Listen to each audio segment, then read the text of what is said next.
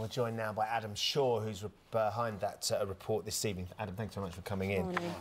It's heartbreaking hearing and seeing the face of somebody who has had their life savings taken away by these unscrupulous cold callers.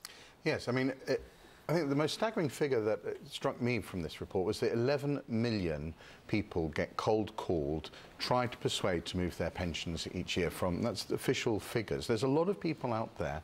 Pensions are naturally complicated. I mean, unfortunately, they're very complicated things, so it's not as if these people are idiots in any way. And what's happening is often people are persuaded to move final salary pensions, so guaranteed pensions, into a risky pot. And what's the problem here is that they're unregulated and exotic, something like invest in a Costa Rican forest or something, and they're told, and we have evidence of this, that generally make them afraid, make them scared, these people say.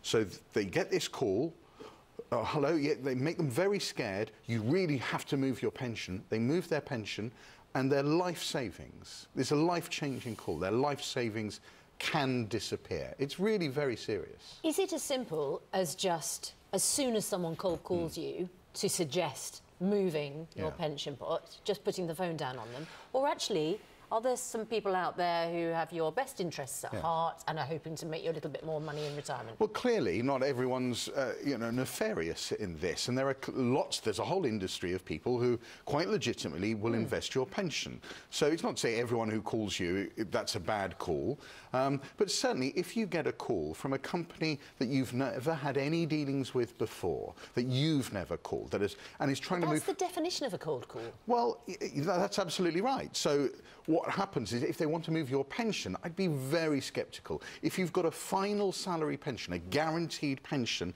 and someone suggests you move it, my advice would be, if you're really tempted, and I'd be sceptical to begin with, but if you're really tempted, take independent advice, but don't take it from the person who's calling you. Said, I'll put you in touch with a friend who can give you independent advice. You want to do that, think that this call could change your life, and we've evidence of it changes it very badly sometimes. Well, Adam, why not just make this cold calling illegal? Because, of course, it's the unscrupulous cold callers that are interested in doing this. The ones that are genuinely after helping you will find a way of contacting you in a less sort of informal way. It's a really good point. The government was about to make cold calling on pensions illegal. That has been kicked into the long grass, partly because of the general election, I think.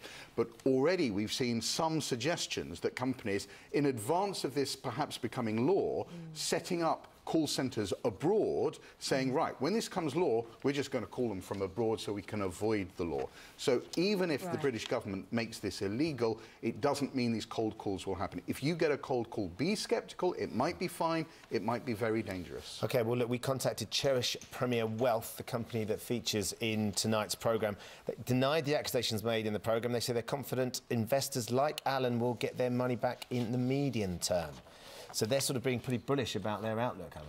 Yeah, I mean, look, and that's just one company. What we're trying to say is that this is a theme. A lot of people are getting, millions of people are getting called, and some of those calls clearly will be completely legitimate. But be very careful. If the phone rings today and someone says, move your pension, be sceptical.